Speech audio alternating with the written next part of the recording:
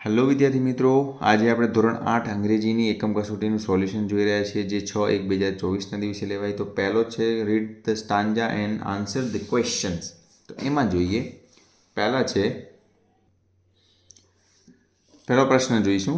Here the child want to be a tree. બીજામાં જવાબ આવશે a scientist and news reader. ત્રીજામાં જવાબ આવશે સાયન્ટિસ્ટ. ચોથામાં જવાબ આવશે પેરેન્ટ્સ. બી આન્સર આવશે. પાંચમામાં જવાબ છે because he want to be free. આગળ જોઈશું. Here the child want to be the ocean. બીજામાં what does the child not to be. તો એમાં લખીશું the child not to be a dancer, a lawyer or a doctor. ત્રીજામાં જવાબ આવશે a doctor. ચોથામાં who says you can't be that. તો એમાં પેરેન્ટ્સ આવશે. પાંચમામાં જવાબ આવશે because he wants huge whales will swim in હિમ. ચલો એ પણ પૂરું. હવે આ વિભાગમાં જોઈશું. Here the child want to be a range of mountains. બીજામાં જવાબ આવશે the child not to be DJ, a computer programmer, a musician or a beautician. એ જવાબ આવશે બીજામાં. ત્રીજાની અંદર જવાબ આવશે મ્યુઝિશિયન. ચોથામાં જવાબ આવશે બી parents.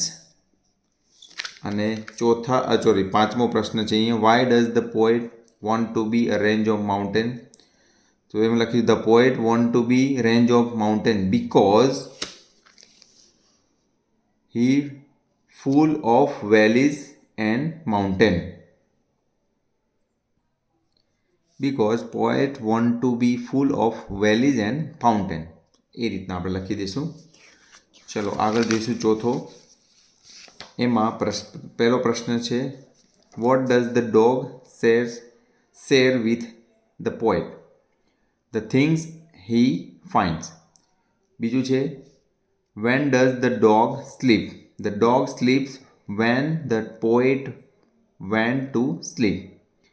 Where do the poet and the dog go? The poet and the dog go for a walk. ચોથામાં રાઇમિંગ વર્ડ્સ લખવાનું ટોક, વોક, સો અને નો. પાંચમામાં આઈ જવાબ આવશે અહીંયા. પાંચમો વિભાગ આપણને લખવાનો છે હવે. હુ ગેવ અ રૂપી ટુ ધ પોએટ. તો એમાં લખીશું Mrs Sweety gave a rupee to the poet. બીજું છે the flower was dead so I bought some thread. Where did the poet go? The poet went to the city. Okay, આગળ જોઈશું. Write a pair of rhyming words. તો city, sweetie, dead તો thread. Thread, thin, toffee, sore. એ રીતના લખીશું. હવે અહીંયા આડાવાળા આપણને words આપે છે ને ગોઠવવાના છે, ફરીથી લખવાના છે. તો પહેલામાં કોટ, પછી કિંગડમ, ક્યુ, ઇલનેસ, હેવન, એમ કરીને જુઓ. મજેસ્ટી, બિયર્ડ, પીપલ, સ્ટાફ, હેર. આ રીતના બધા જ જવાબો આપ્યા છે, તમારે જોઈ લેવાના.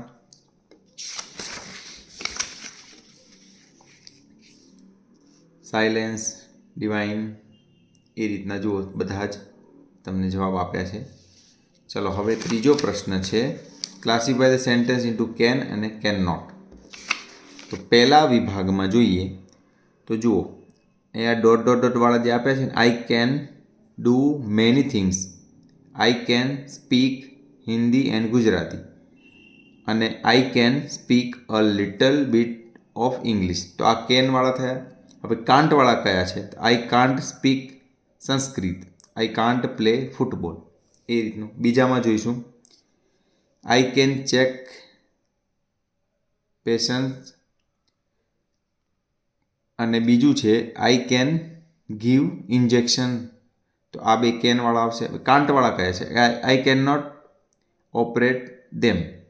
આઈ કાન્ટ ટેક સ્ટીચીસ. તો આ રીતના કેન્ટવાળા આવશે. હવે ત્રીજામાં જોઈશું મંકીઝ કેન ક્લાઇમ્બ ટ્રીઝ. એ કેન થયું. They can jump from tree to tree so far but, તો અહીંયા સુધી આ કેનવાળું આવ્યું. અને અહીંયા ધે કેન ગીવ બર્થ, આ કેનવાળા થયા. કાંટવાળા they can not swim, they can't roar, તો આ કાંટવાળા થયા છે. ચોથામાં જોઈ he can walk on a rope, he can ride a monocycle, અને he can perform on a high swing. તો આ કેનવાળા થાય. કેન નોટવાળા કયા આવશે? He can not ride a horse, he can't jump from fire ring, તો આ બધા કેન્ટવાળા થયા. પાંચમો વિભાગ જોઈશું.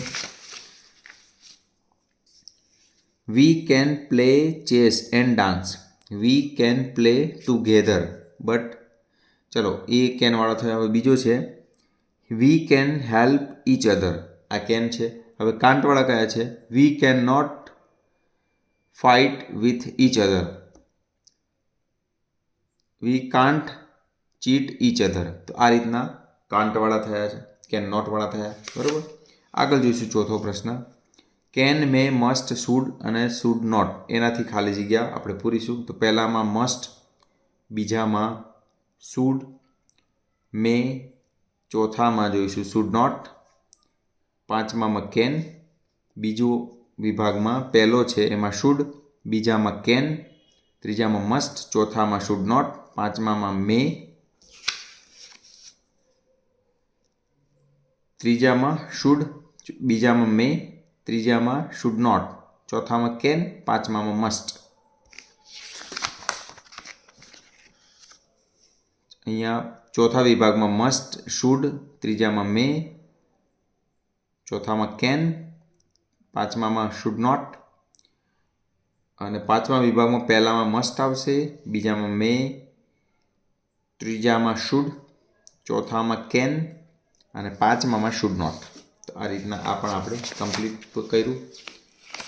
હવે પાંચમો જે છે, write a paragraph with the help of given words in about 10 sentences.